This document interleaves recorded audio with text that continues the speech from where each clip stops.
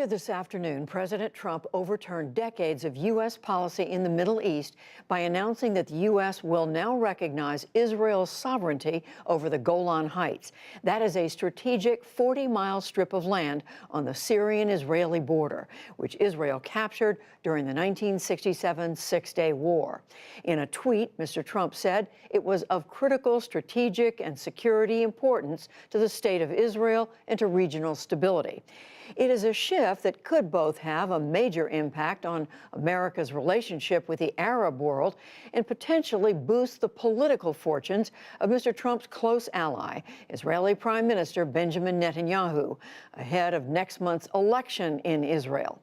Netanyahu tweeted his thanks to Mr. Trump, calling it a bold decision, quote, at a time when Iran seeks to use Syria as a platform to destroy Israel.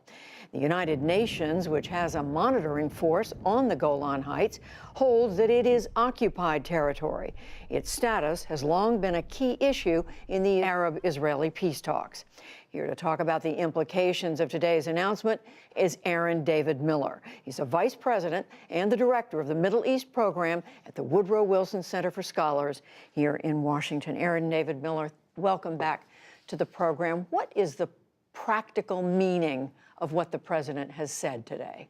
I mean, largely, this is an act of willful and purposeful domestic politics. I think it is in Mr. Trump's interest, as you alluded to, particularly as he moves toward 2020, to basically see Benjamin Netanyahu reelected as Prime Minister of Israel.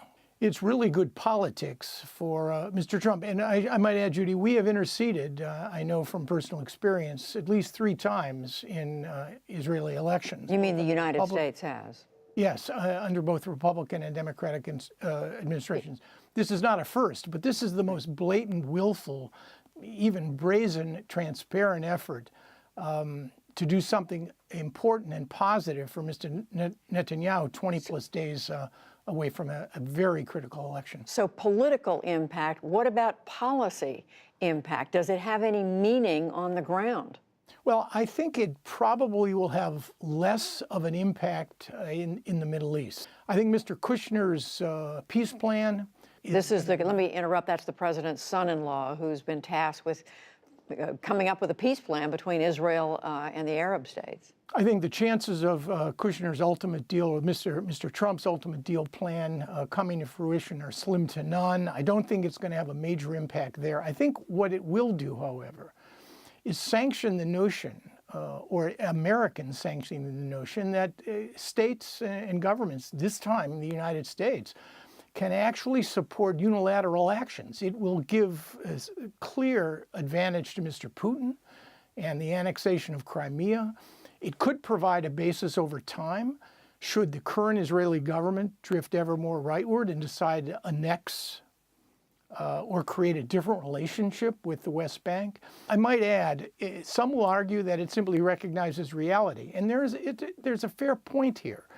That, in fact, it's very unlikely, given the circumstances of the Syrian civil war, that the government of Israel, under any prime minister, will ever again consider trading the Golan Heights for just about anything, given what's happened in Syria. Imagine what would have happened had the Israelis, had we succeeded in the 90s in brokering agreements with the Syrians. So if I'm understanding you correctly, you're saying the Golan Heights were probably never going to be on the table, on the negotiating table anyway, but this permanently takes them off.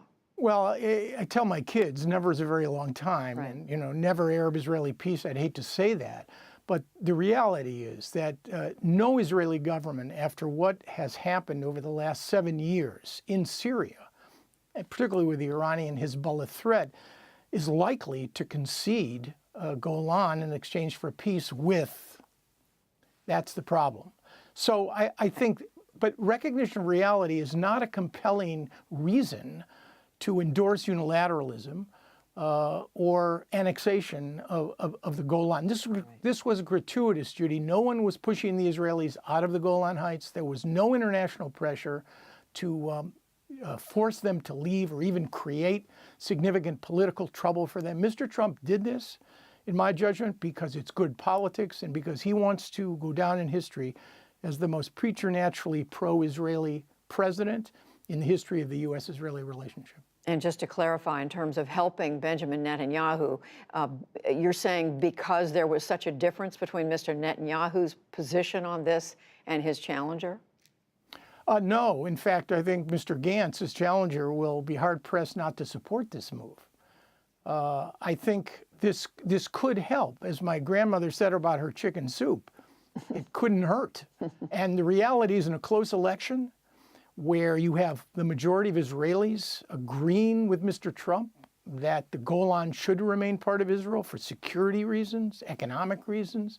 It's an existential threat if it doesn't.